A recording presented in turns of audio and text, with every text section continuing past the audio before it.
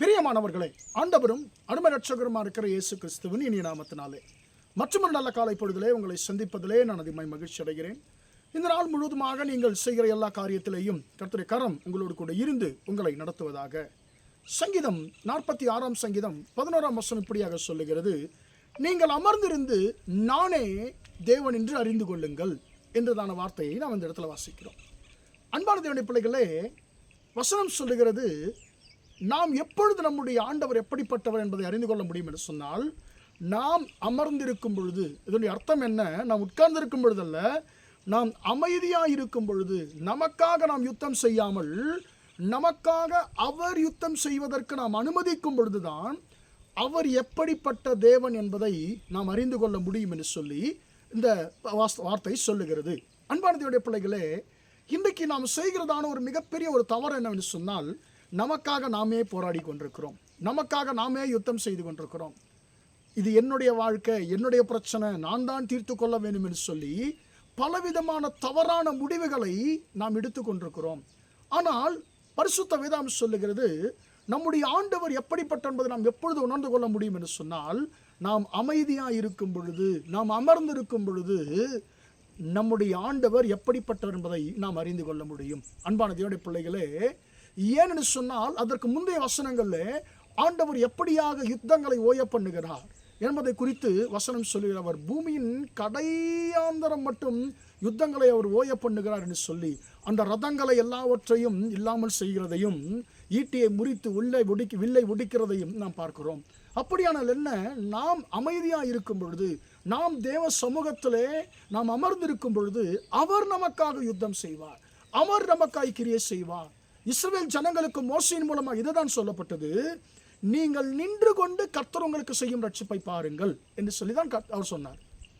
கர்த்தர் உங்களுக்காக யுத்தம் பண்ணுவார், நீங்கள் சும்மா இருப்பீங்க.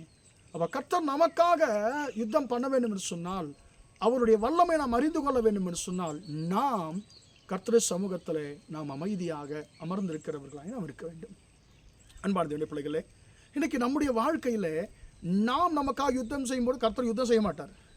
நாம் யுத்தம் செய்யும் பொழுது சில நேரத்தில் நம்ம எதிரிகளை மேற்கொள்ள முடியாத சூழ்நிலை உண்டாகிறது, எதிரிகள் நம்மை துரத்தக்கூடிய சூழ்நிலை உண்டாகிறது, நம்முடைய வாழ்க்கையில் புது பிரச்சனைகளே நமக்கு நாமே உருவாக்கி கொள்ளுகிற சூழ்நிலையும் ஏற்படுகிறது. அன்பான தேவனுடைய பிள்ளைகள், அப்படி அல்ல. நாம் அமர்ந்திருக்கும் பொழுது கர்த்தர் நமக்காக யுத்தம் செய்வார். ஒரே ஒரு கேள்வியோடு இந்த வார்த்தையை நான் முடிக்கிறேன். நமக்காக நாம யுத்தம் செய்கிறோமா, அல்லது நமக்காக கர்த்தர் யுத்தம் செய்ய நாம் அனுமதிக்கிறோமா என்பதை நாம் யோசித்து பார்ப்போமாக. கர்த்தர் யுத்தம் செய்வார் என்று சொன்னால், சுவடே தெரியாமல் நம்முடைய சத்துருக்களை கர்த்தர் அடித்து போடுவார். நாம் நமக்காக யுத்தம் பண்ணால் பல நஷ்டங்களை நாமே சந்திக்க வேண்டியிருக்கும். எனவே நமக்காக நாம் அல்ல, நமக்காக கர்த்தரே யுத்தம் பண்ணுவதற்கு, கிரியை செய்வதற்கு நாம் அனுமதிப்போமாக. அதைத்தான் ஆண்டவர் சொல்லுகிறார், நீங்கள் அமர்ந்திருந்து நானே தேவன் என்று அறிந்து கொள்ளுங்கள். ஜெபிப்போமா? இரக்கமுள்ள தகப்பனே, நன்றியோடு துதிக்கிறோம், ஸ்தோத்திரிக்கிறோம் ஐயா. இம்மட்டுமாக அந்த வார்த்தைகளை கேட்ட உம்முடைய பிள்ளைகளை நீர் ஆசீர்வதிக்கும்படியா ஜெபிக்கிறேன். நீங்கள் அமர்ந்திருந்து நானே தேவன் என்று அறிந்து கொள்ளுங்கள் என்று சொல்லி ஆண்டவரே உம்முடைய வார்த்தை சொல்லுகிறபடி, அநேக நேரத்திலே நாங்கள் எங்கள் பொறுமையை இழந்து ஆண்டவர் எங்களுக்காக நாங்களே யுத்தம் பண்ணும் பொழுது பல பிரச்சனைகளுக்குள்ளே ஆண்டவரே எங்கள் வாழ்க்கை உள்ளாகிறது. ஆண்டவரே, எங்களுக்காய் நாங்கள் யுத்தம் பண்ணுவதல்ல, ஆண்டவரே எங்களுக்காய் நீர் யுத்தம் பண்ண உம்முடைய சமூகத்திலே நாங்கள் அமர்ந்திருந்து நீர் தேவன் என்பதை நாங்கள் அறிந்து கொள்ள கர்த்தாவே நீர் உதவி செய்யும்படியா ஜெபிக்கிறேன். உம்முடைய பிள்ளைகளுக்கு விரோதமாக யுத்தம் பண்ணி கொண்டிருக்கிற எல்லா விதமான ஆண்டவரே சத்துருக்களையும் கர்த்தர் நீர் நிக்கரகம் பண்ணி போடும்படியா ஜெபிக்கிறேன். உம்முடைய பிள்ளைகளுக்கு விரோதமாக யுத்தம் பண்ணுகிற பிசாசின் கிரியைகள், மனுஷிக ஆவிகள், ஆண்டவரே கடினமான சூழ்நிலைகள் எல்லாவற்றையும் நீங்கள் பார்த்து கொள்ளும்படியா ஜெபிக்கிறேன். ஆண்டவரே, கண்ணுக்கு தெரிகிற சத்துருக்களோடு மட்டும்தான் எங்களால் யுத்தம் பண்ண முடியும். ஆனால் நீர் கண்ணுக்கு தெரியாமல் இருக்கிற எங்களுடைய சத்துருக்களோடு கூட நீர் யுத்தம் பண்ணுகிற தேவன். ஆண்டவரே, இது முதல் ஆண்டவரே எங்களுக்காக நாங்கள் யுத்தம் பண்ணி கொண்டிருந்தாலும், இது முதல் நீரே எங்களுக்காக ஆண்டவரே யுத்தம் பண்ண, ஆண்டவரே நீர் தேவன் என்று ஆண்டவரே நாங்கள் அமர்ந்திருந்து நாங்கள் அறிந்து கொள்ள கர்த்தாவே உதவி செய்யும்.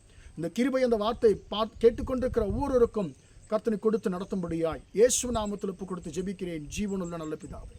ஆமென், ஆமென். பிரியமானவர்களே, கர்த்தர் உங்களை ஆசீர்வதிப்பாராக. Praise the Lord, praise the Lord.